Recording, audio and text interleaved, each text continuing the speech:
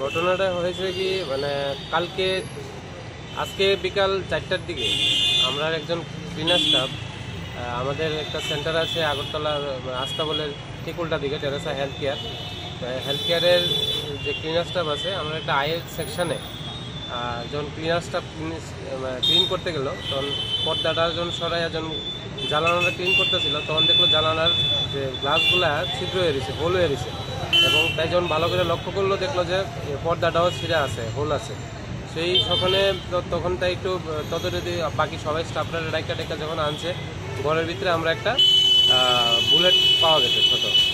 তো ওইটা ব্যাপারটা নিয়ে আমরা খুব আতঙ্কে আসছিলাম। তো আমরা ইতিমধ্যেই পশ্চিম থানাতে আসছি এসে এখানে একটা আমরা জানাইছি ওসি সাহেবরে। তো জানাই সেরা জাস্ট আমরা এখন বাড়িতে আছি। তারা তো আশ্বাস দিল যে তারা এটার ময়নাতদন্ত করবো এবং ইনভেস্টিগেশনও করবো, তারা যাইব তদন্ত করবো।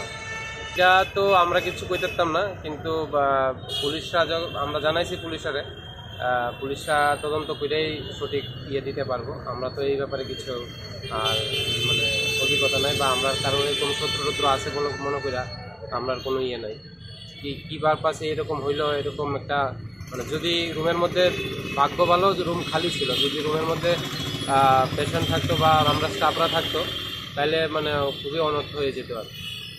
না না না মালিকের সাথে আমরা জানাইছি, কিন্তু মালিকের তেমন কিছু নেই।